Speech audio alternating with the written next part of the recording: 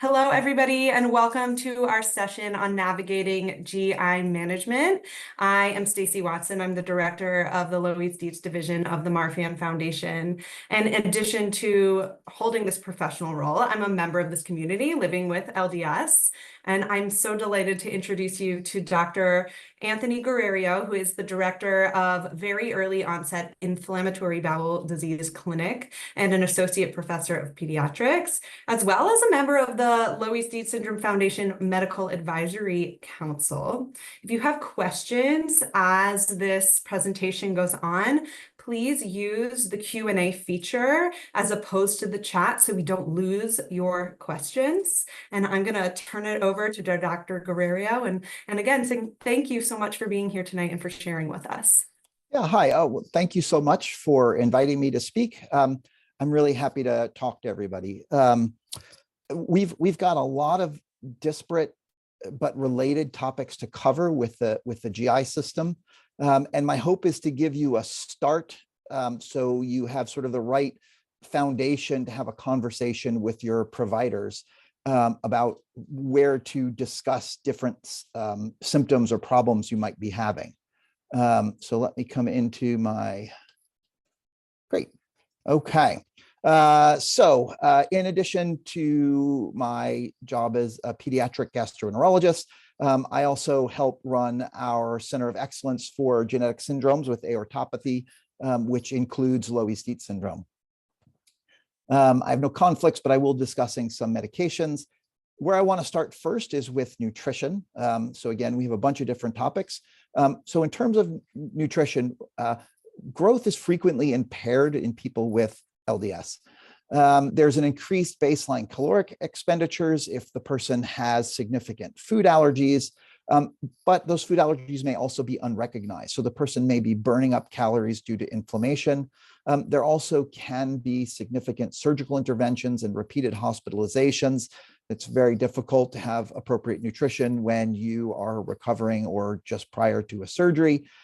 We also see some generalized weakness, which can manifest as weakness in the muscles of the jaw, which makes it hard for some people with Louise Dietz syndrome just to eat for a long enough time to get enough calories. And there's this also underlying physiologic state shared with a lot of people with Marfan syndrome, where some people with Louise Dietz syndrome just have a very difficult time putting on weight. And that's for reasons we don't really understand right now, but it does seem to be an underlying physiology in Louise Dietz syndrome. How do we tell if someone is the right weight? Well, one of the things that we should be looking at is body mass index. There are problems with body mass index, but it's the best indicator we have right now. If you're less than 2 years old, your doctor should be looking at your weight for height. If you're greater than 2 years old, your doctor should be looking at your body mass index. And this really should be something that your doctor should be looking at every visit. But the number at that visit is much less important than the overall pattern. So what should the pattern look like? The pattern should look like, so this is the body mass index. These are the percentile curves for someone without any medical issues. And it should be paralleling those lines. That would be good. If it's paralleling the lines, that's great. There is some noise in this, and so this number is going to jump around because it depends on the exact weight and height you got at that visit. So it's going to bounce around some, but if you sort of draw a line that follows those dots as best you can, you see something that basically parallels the lines on the graph, you're in good shape. We'd like everyone to be on the graph, but as we said, there are some people with Louise Dietz syndrome who have a problem putting on subcutaneous fat. This is mostly a problem with children and young adults. It does go away as people get older. And so sometimes what we see is a pattern that looks in that lower left-hand corner that looks, it's paralleling the graphs, but it's not quite on the graph. And I always say that this is sort of our second best answer. As long as you're paralleling the graph, this is the graph for your body. If you don't have any surgeries coming up, if your bone density is okay, this can be a fully acceptable answer and is not necessarily by itself a reason to intervene. This is a graph that is worrisome and needs investigation. So this person is on the graph, but as you can see, as time has gone on, they've been dropping percentiles and moving further and further away from the curves. And so this needs to be investigated. So when should we think about supplementation? Again,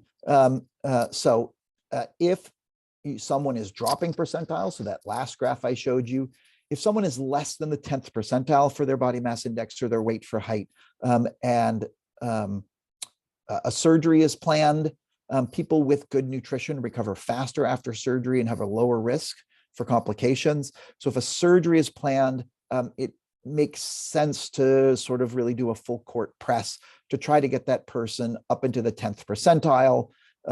As a side note, probably, checking a CBC to make sure their hemoglobin is normal, supplementing with iron to get that hemoglobin normal before the surgery. Those are all things. Another issue that I'll be talking about later is bone health. If the BMI is less than the 10th percentile and the bone density score is low, we've seen patients with Loeys-Dietz syndrome have significant improvements in their bone density just by getting them better nutrition.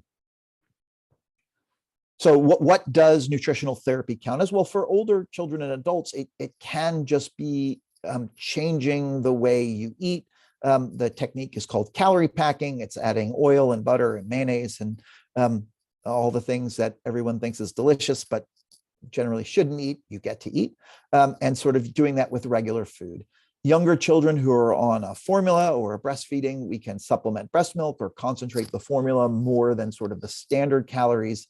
And sometimes for older kids, we can use a formula as a supplement. So let them eat normal food, but replace their liquid intake with some sort of supplementary formula.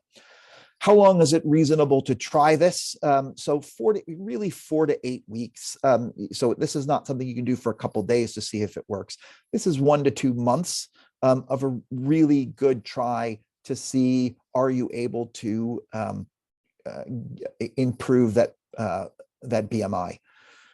Dietary exclusions due to allergies, I'll talk about that in a minute, and this jaw muscle weakness, which I mentioned, they make it really difficult. Also, people with allergies may need a either partially broken down or extensively broken down formula, and those tend to not taste great. There are some newer option formulas for people with allergies that are not broken down that are a little bit more palatable than these elemental formulas.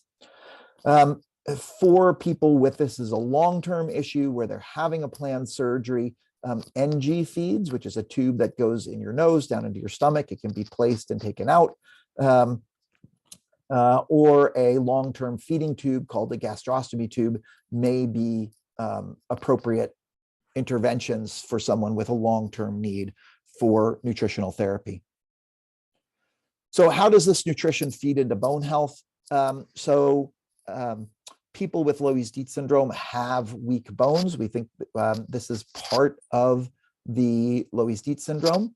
And about 1/3 of adults and about 2/3 of children with Loeys-Dietz syndrome in a study we did had a lower bone density score. And about 2/3 of people in the study experienced one fracture in their lifetime. Children were more significantly affected than adults, and males were more significantly affected than females. And so one of the things that people with Loeys-Dietz syndrome should think about is whether or not a DEXA scan, which is a bone density scan, might be helpful to do. We have some guidelines and some papers in terms of other physical characteristics that you can look at to know whether or not you might be at risk for having low bone density scan. How do you maximize your bone density strengths? Well, there are things you can do regardless of whether or not it's low. And the first thing is we want to make sure your nutritional status is as good as possible, so that the ceiling for your bone strength is set by the Loeys-Dietz syndrome and not by your nutrition. So look at your calcium intake. There's not a calcium blood test to do. The calcium blood test that shows up on the labs that some of you have gotten, that does not reflect your calcium intake or your calcium scores or a calcium level. The only way to know you're getting adequate calcium for bones is to sort of do a back of the envelope calculation in terms of your intake. That changes with age. Teenagers need the most calcium. Adults actually need less calcium than teenagers, but in the 8 to 17 age range, teenagers need about 1,300 milligrams of calcium a day. The other thing that we suggest is monitoring vitamin D levels at least yearly, and supplementing. This should be checked in the winter when it's the lowest. There are supplements you can take. While there are some limitations on the type of exercise people with Loeys-Dietz syndrome should do, certainly having some sort of physical activity that is weight bearing. So, swimming is great, but that doesn't build bones. So walking, all of those type of activities need to be done on a daily or every other day basis. Obviously, no one should smoke, but that can certainly affect your bone strength. And again, if there's a very low DEXA score and a very low BMI, supplementation should be considered. I'll talk more about some inflammatory conditions, but if you have significant asthma, if you have a significant GI inflammatory disorder, those need to be kept under control. If you have inflammation, you cannot build strong bones. Steroids, one of the medications that we use to control inflammation, they should be used if you have uncontrolled inflammation, but you need a longer term plan. If your doctor is putting you on steroids 2 times a year, 3 times a year, that's really something you should have a discussion with them about whether or not a better long-term plan to avoid repeated use of courses of steroids. And lastly, there are bone health specialists. Usually these are endocrinologists who can discuss with you whether or not a class of drugs called bisphosphonates might be helpful.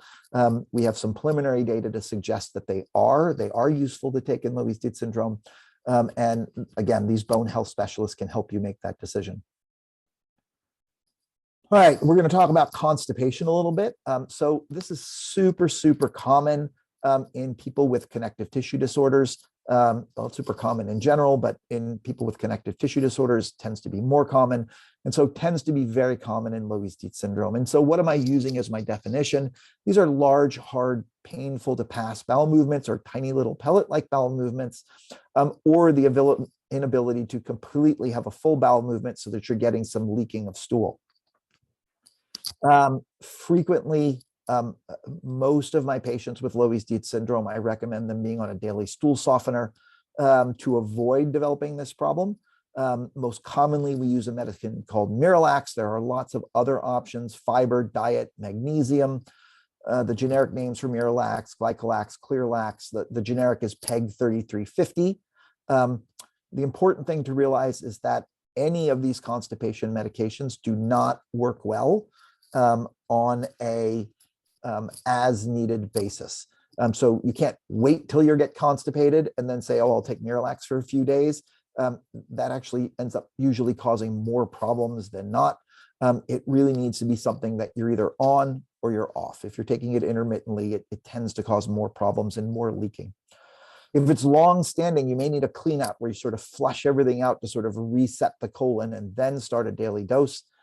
One of the things that's really important for younger kids is to get their sort of body in an appropriate position, right? Little kids are short, their feet don't reach the floor when they're sitting on the toilet. Having your legs in that hanging position doesn't relax the pelvic muscles appropriately, makes it hard to empty the rectum.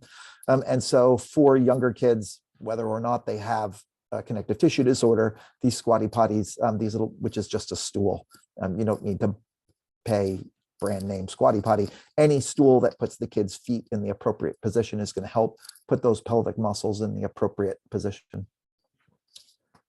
So what happens if constipation has been going on for a long time? Well, you get dilation of the rectum, the last part of your intestines before it comes out of your bottom.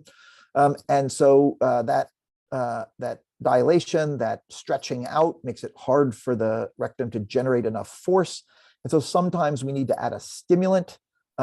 Also, for younger kids who are trying to learn how to potty train, I do tend to use more stimulants and less Miralax for those patients as well, because adding a lot of Miralax makes it hard for them to know when they have to have a bowel movement, makes it hard to potty train. When you have long-term constipation, you can get, so if things are working together, it's synergy. If the pelvic floor muscles are not working together, it's dyssynergy. You get pelvic floor dyssynergy. You can diagnose this with testing called anorectal manometry. But if you've had constipation going on for several years, almost assuredly you have pelvic floor dyssynergy. There are lots of pelvic floor physical therapists that exist out there that are that can be found to help with the appropriate exercises to get the right muscles working together. Also, if you have a younger child who is starting to withhold because they're constipated, so every time they try to have a bowel movement, there's significant pain. And so they withhold, which makes the stool harder, which makes it hurt more. So they withhold more, and you're in this vicious cycle. Or you have a child who is not taking their medicine for whatever reason. A behavioral therapist, behavioral psychologist doing cognitive behavioral therapy to work on a toileting plan or a medication adherence plan is really, really, really useful. If you're having a battle about daily medicines, if you're having a battle about using the potty, and you have one of these people in your area, it's really useful to get their help in these problems to sort of offload that cognitive load to them. So if things are not improving as expected with constipation, so there's some additional testing that I would suggest you talk to your doctor about.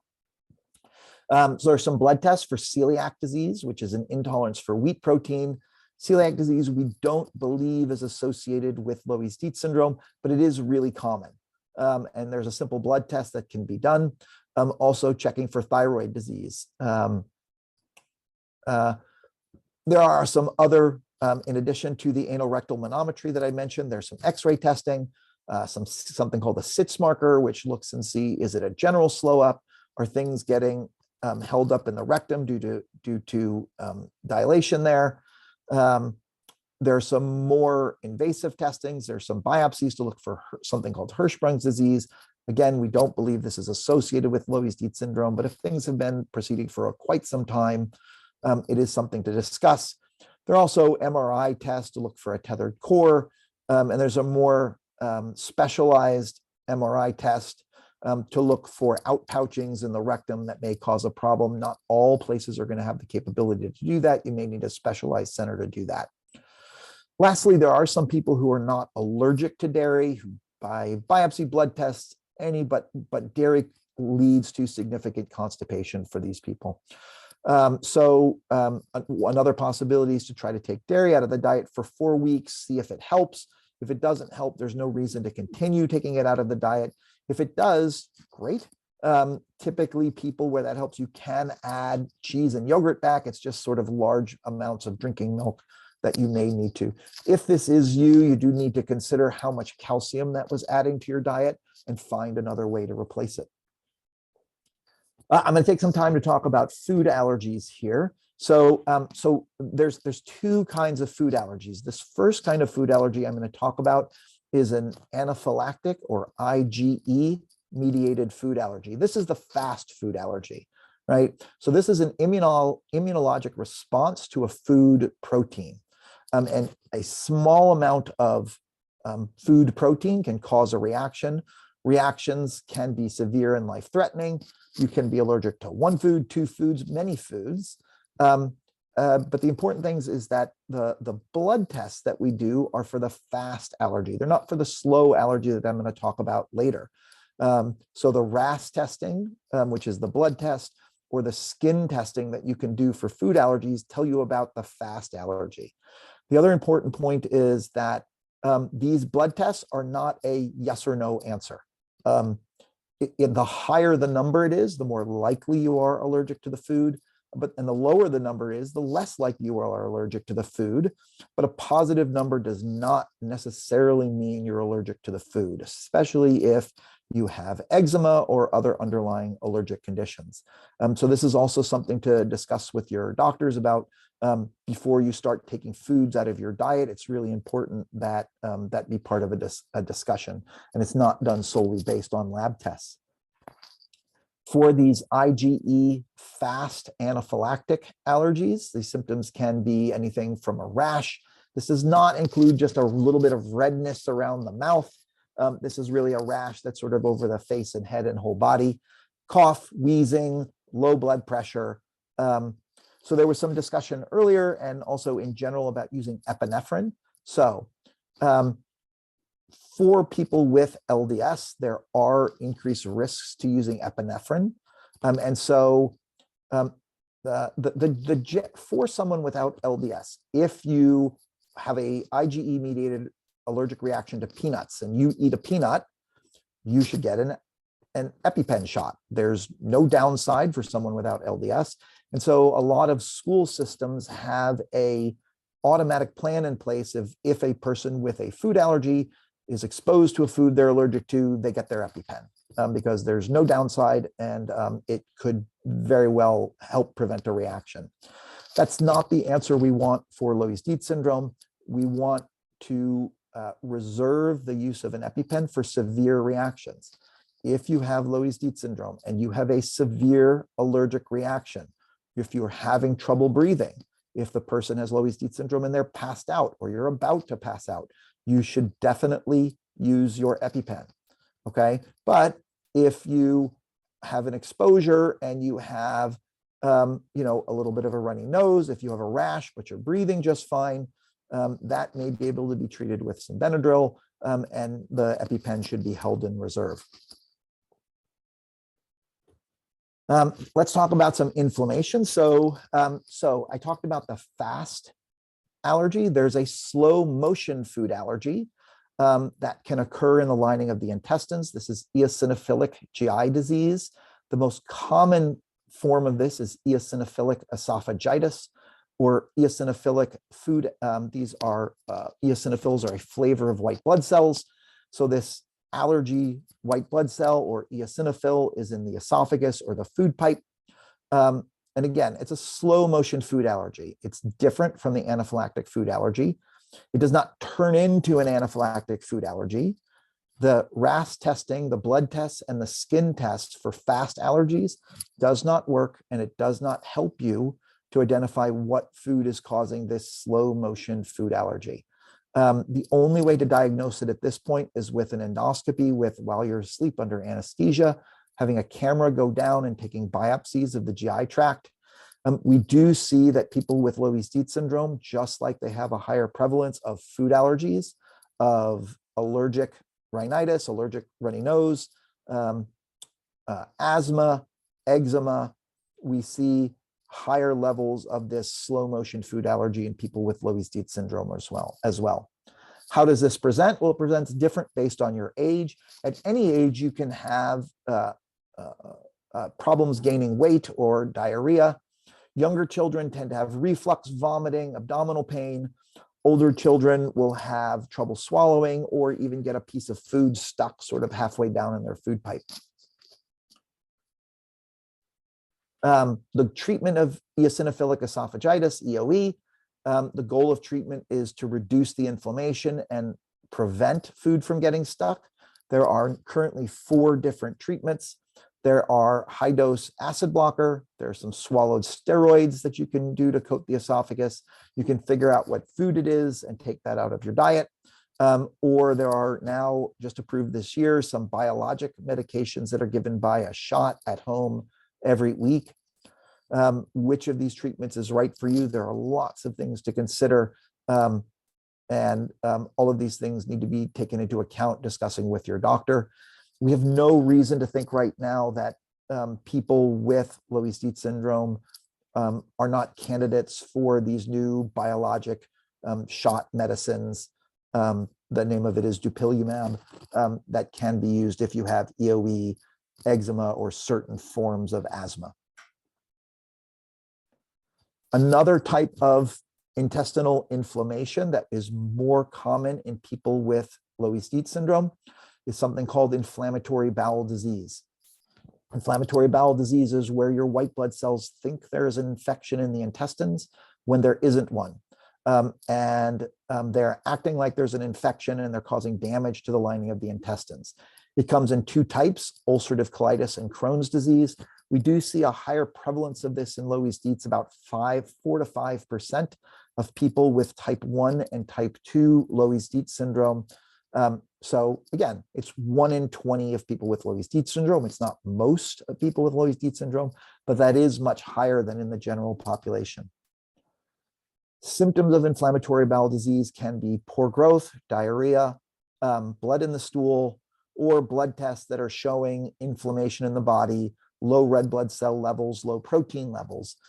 The diagnosis for IBD is based on putting together a sort of complete picture that may include biopsies from an upper endoscopy and a colonoscopy.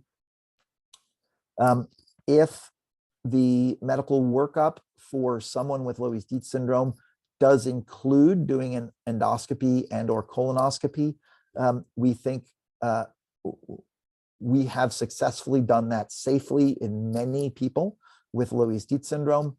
In some other connective tissue disorders, there are some additional concerns in doing these. We do not seem to think that we have not seen any evidence that people with Loeys-Dietz syndrome have a higher risk of perforation or a break in the lining of the intestines during an endoscopy or colonoscopy. However, there are some specific considerations to take to follow when thinking about an endoscopy or colonoscopy in someone with Loeys-Dietz syndrome. These considerations are in our primer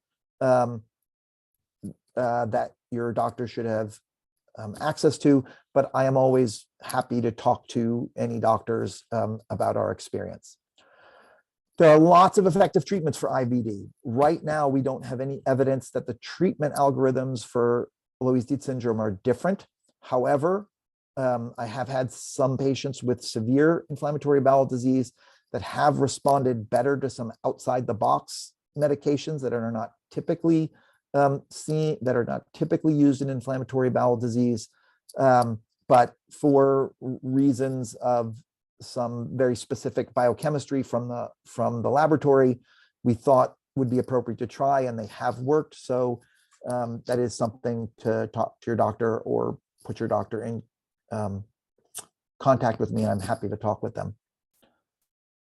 So the last thing in terms of, there's a couple other things. So one of them is disorders of gut-brain interaction or functional GI disorders. And I want to talk about this because this is really common in humans.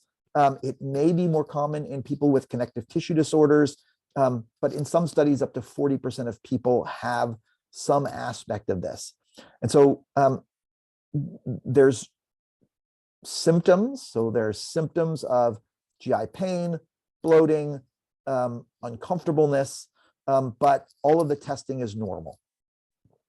The way I tell people to think about that is to sort of think about is sort of a headache in your belly. You have just as many nerves in your belly as you do up in your head. Some days you have a headache, and some days Tylenol doesn't help. Some days ibuprofen doesn't help. Someday you have a really stressful day and you get a headache.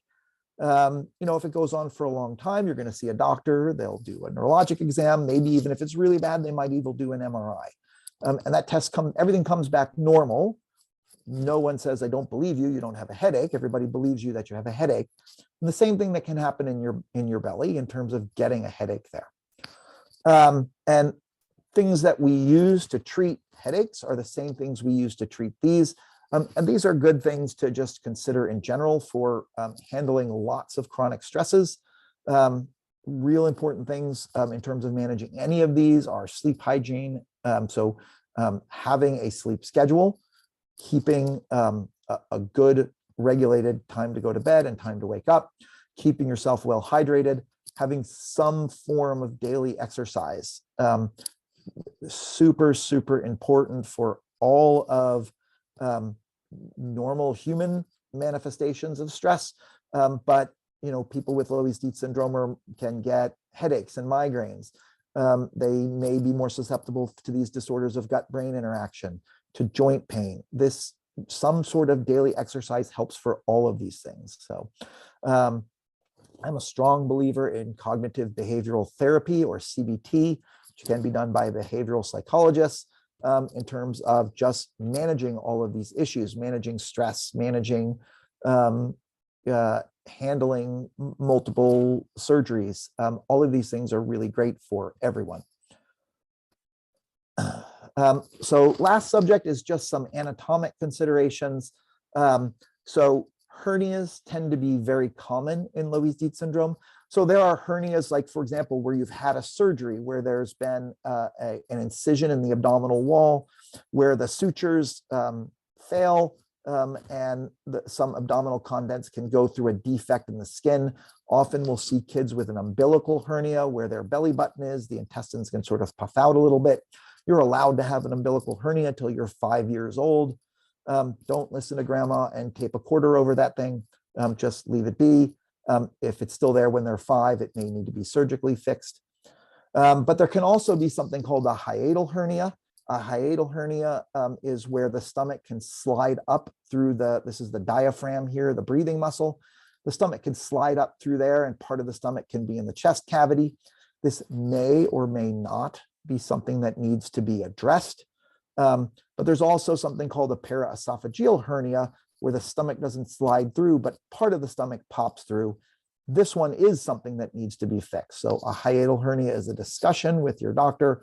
Paraesophageal hernia is something that needs to be fixed. You can also get other diaphragmatic hernias. So in a hiatal hernia, the stomach is sliding up through the sort of normal hole that the esophagus comes down through.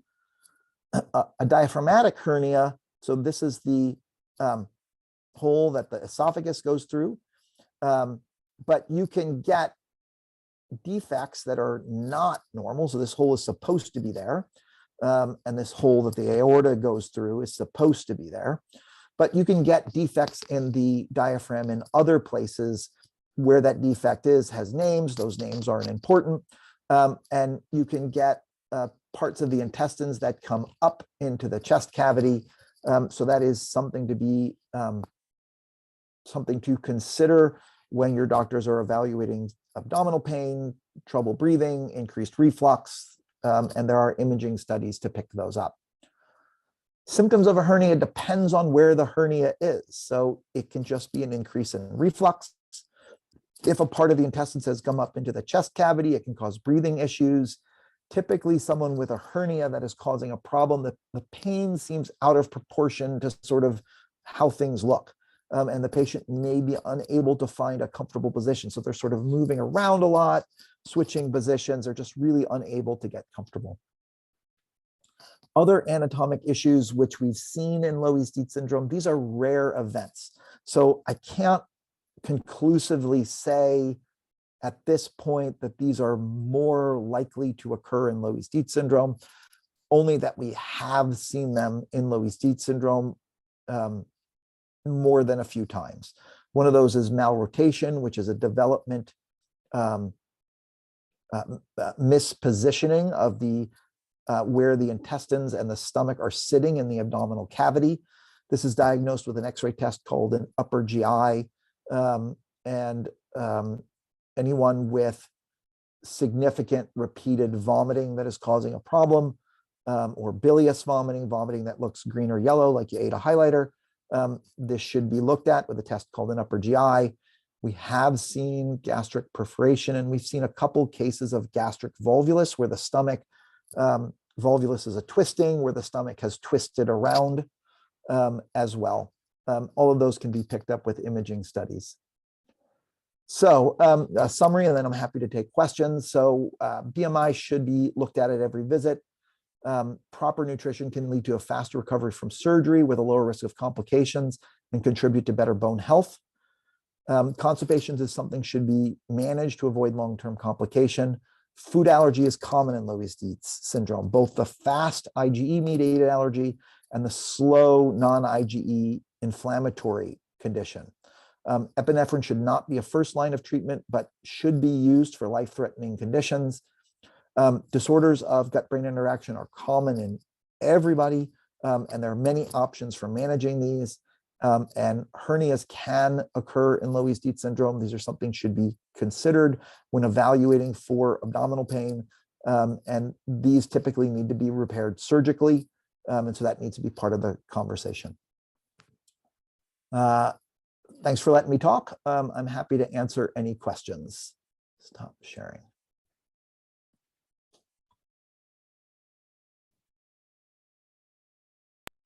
Thank you so much. This is so helpful. And we're already seeing people in the chats kind of having some aha moments that they know they want to bring up with their own care teams. So we have a lot of questions. We're going to do our best to answer them in the time that we have. And I will say that there are a couple of themes kind of coming up. One is about medication management and another is on like EOE. So I'm gonna just try and sort through these and go through them in an order that'll help flow nicely. There's a couple of questions about biologics, which you did mention. Yeah. And people asking, you know, if they are at a place where they are being prescribed biologics, they've exhausted other options. Do you have a sense of what works well for patients with LDS and Crohn's? And then if you could also explain a bit more about the process for biologic medications, and if you have a name of a medication that people might want to bring up, that'd be great. So, so right now, we do not have a separate treatment algorithm for people with Loeys-Dietz syndrome. And one of the big issues with treatment of inflammatory bowel disease, so Crohn's and ulcerative colitis, whether or not you have Loeys-Dietz syndrome, is we currently do not have a good way to predict which medicine is going to work for which person. We just don't have it. Lots of people, we're working very hard to do that, but we don't have it. Biologic medications come in different classes. So what do we mean when we say a biologic? When we say a biologic, we mean it's an antibody. So white blood cells, when they get excited, they release little signaling molecules, and those signaling molecules excite the other white blood cells around them. And these different signaling molecules have different names: TNF alpha, IL-17, IL-23. The name's not terribly important, but what these antibodies that you get either by a shot or by an infusion where they put an IV in and they drip the medicine in that way, is this antibody goes in your body and it binds up all of the signaling molecules to prevent the white blood cells from exciting each other. If you get a TNF alpha inhibitor, and for you, your disease is primarily driven by the white blood cells sending out too much TNF alpha, it's going to work great for you. If that's not what's driving your disease, that's not going to help. There are many biologics now working on many different pathways. If you've tried, you know, if you've had to switch once or maybe twice, that's actually not terribly uncommon. If you have really severe disease and nothing is working, I'm happy to talk with your provider about other medicines we've tried in Loeys-Dietz syndrome that seem to work, and based on the pathway we think are a good idea to try. But for right now, in terms of sort of what medicines your doctor is picking, I don't have any evidence to say that they should pick this over the other. And so there are lots of really good choices out of that. The biologic for, and I'm seeing other questions about, just want to talk about biologics. The biologic for EOE, that's dupilumab. It blocks another, it's an antibody that blocks a signaling molecule that that works with, that's been approved for EOE. So that's an IL-4. I see something about an IL-5. The IL-4, the dupilumab, is the only medication that's been biologic that's been shown to work for eosinophilic esophagitis. Thank you. Another medication related question. I'm going to kind of merge a question of mine that I can't put in the Q&A with another one in our Q&A box, but doctors are quick to recommend NSAIDs for different problems related to inflammation that is seen in people with connective tissue conditions, people with LDS. But we understand that chronic NSAID use is not good for the GI systems. Do you have any recommendations to ask providers about? And I want to include some early research about metformin as an anti-inflammatory that's been used to treat Crohn's and other related issues. The data for metformin for Crohn's is not great. And yes, so chronic NSAID use is not, does cause irritation to the GI tract. Now, every medication has a risk benefit and a trade-off for taking it. What's really important when you're coming up with a plan for your doctor is if you're taking NSAIDs every day, right? Yeah, there are some risks associated with that, and there's a risk of ulcers and things like that. But if it's working for you and it's completely allowing you to get through your daily activities, that may be a trade-off that's worth it. But if somebody is saying, oh, you just need to take NSAIDs for that, and it's not helping, you need a new plan. That's something you need to discuss and say, hey, this plan isn't working. What are my other options? I'm also a big believer in second opinions. So if you have a doctor who's like, yeah, well, that's the only option that I have for you, I think you need to get a second opinion. So all medicines are a trade-off. If chronic NSAIDs are helping you and addressing the problem that you're having, that may be appropriate. If they're not working, then there are lots of other medications for most problems that should be considered. Thank you. Do you have a recommended NSAID that we could keep on hand for general use? And if there's a recommendation for pediatrics versus adult patients? So there are chronic, so I don't have any specific one. Chronic NSAIDs, the COX-2 inhibitors people tend to think are better for the GI tract and cause less GI irritation. What I would say is sort of intermittent use of any of the NSAIDs, ibuprofen or naproxen, can be appropriate. I don't have any specific recommendation for any specific over-the-counter one. But some of the COX-2 inhibitors, if they're working for you, can be less harmful to the GI tract.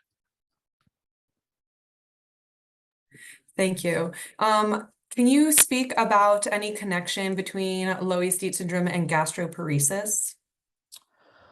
I'm trying to think. I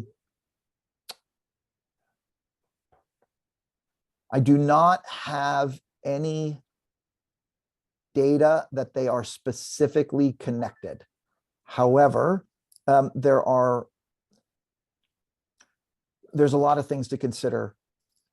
So as unfortunately tends to happen in these, very often I'm going to give an answer that is vague and unhelpful because I don't have enough information. So when you're talking about gastroparesis, it really depends on a lot of other information. How old is the patient? Have they had any surgeries? Have they had a Nissen surgery, for example? All of those things are really important. I don't have any specific connection between Loeys-Dietz and gastroparesis, but gastroparesis can be really common in people as they get older for lots of different reasons. There are some things we can do to help that out, but there's no specific connection between the two. Okay, and then is there a correlation between LDS and malabsorption?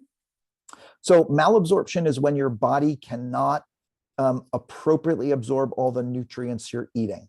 This is typically because of an inflammatory condition. So if you have malabsorption, then that needs to be investigated. A gastroenterologist would want to consider doing an endoscopy and or colonoscopy. There are also some stool tests that can be done to look at what may be malabsorbed. But if you're having malabsorption, that needs a GI workup. So it's not that malabsorption and Loeys-Dietz syndrome is connected, but Loeys-Dietz syndrome is connected to allergic GI disease. It's connected to inflammatory bowel disease. Both of those things can cause malabsorption. Okay, thank you. This question is about kind of planning an endoscopy and a colonoscopy. If you see evidence of IBD on an endoscopy alone, would you see that, or do you need a colonoscopy to take a look at that? So the two types of inflammatory bowel disease, one is called ulcerative colitis. The other is called Crohn's disease. Ulcerative colitis only affects the large intestines, so that would only be seen on a colonoscopy. Crohn's disease can affect any part of the intestinal tract. It can affect from the esophagus to the stomach to the small intestines to the large intestines or colon. So you can see evidence of Crohn's disease on an upper endoscopy only. However, it is much more common to see evidence of Crohn's disease on a colonoscopy.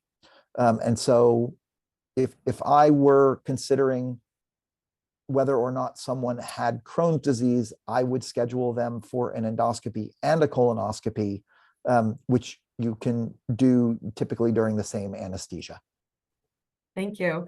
Can EOE be triggered hours after exposure to the allergen? Is that different than a long-term symptom onset? I'm not exactly sure how the question is. Yes. Maybe you understand what they're asking, please. Yeah. So EOE is a slow motion allergy. And so things tend to build up over weeks. But certainly you can have symptoms several hours after you eat the food. A lot of times it depends on the symptom, but yes, that can happen. Although what needs to be considered is what is the reaction and what is the food. If 2 to 4 hours after you have dairy, for example, you're getting pain and bloating and gas, that's actually more likely to be something called lactose intolerance, which is a inability to digest the milk sugar. It's actually normal for humans to become lactose intolerant as they get older. And so if it's 2 hours later after I have dairy, I get gas and distension and pain and bloating, that's likely lactose intolerance. If it's, abdominal pain 2 to 4 hours after you have some other food, that could be eosinophilic esophagitis. But again, the only way we can diagnose these eosinophilic GI diseases is with an endoscopy with biopsy. Kind of related, is EOE the main allergy causation for LDS, or do mast cells and things like MCAS, mast cell activation syndrome, commonly present as well? Mast cell activation syndrome, MCAS, is relatively rare. We did not see in our study where we looked at a whole bunch of people with Loeys-Dietz syndrome. It was type 1 and 2 only. We did not see an increased incidence of this MCAS. There are specific criteria to diagnose MCAS. It turns out, and those criteria do not include biopsies and looking for mast cells in the biopsies. We actually don't know what is the normal number of mast cells in different part of the intestines. So mast cell activation syndrome, MCAS, is certainly a possibility to consider. There are lots of other more common possibilities that should be looked at, that are tend to be a little bit easier to treat than MCAS, but we have not seen that specifically associated. Mast cells, their role and symptoms in the GI tract is not conclusively defined at this point. Thank you. You mentioned that steroids could be harmful for bones. Do the benefits outweigh risks if using steroids to treat asthma or EOE? So there are, that is a question to consider. So in general, if your asthma plan, I'm not sure if you're talking, so let me answer the question two ways. I'm not sure if you're talking about an asthma inhaler that includes along a steroid, or if you're talking about intermittent doses of oral steroids, but I'll answer it two ways.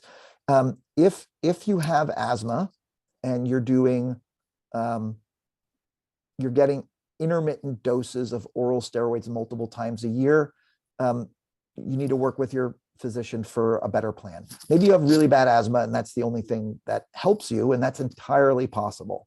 But you really need to step back and take a good look at your plan and make sure that your disease is severe enough and there aren't any other options to help you avoid doing that. If you're talking about an inhaled long-term, an inhaled steroid, those doses are typically really small. While they can cause problems with bones, they usually don't, and should be used if that's what you and your doctor think is the best way to control your asthma.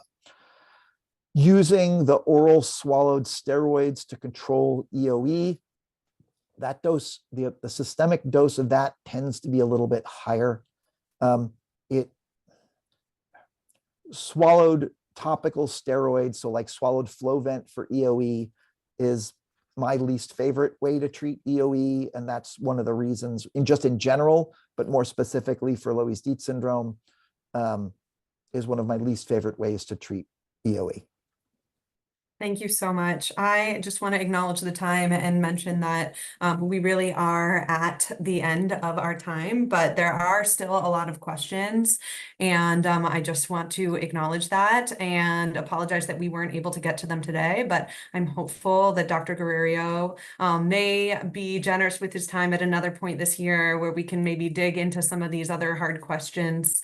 And I just want to say thank you so much for your knowledge, for your encouragement to all of us, and for empowering us to go back to our providers with additional questions and other potential options. So thank you so much for being a part of our conference this week and for being a wonderful resource to our community always. I'm super happy to be here. Thank you very much for having me. Thank you all. Have a great evening.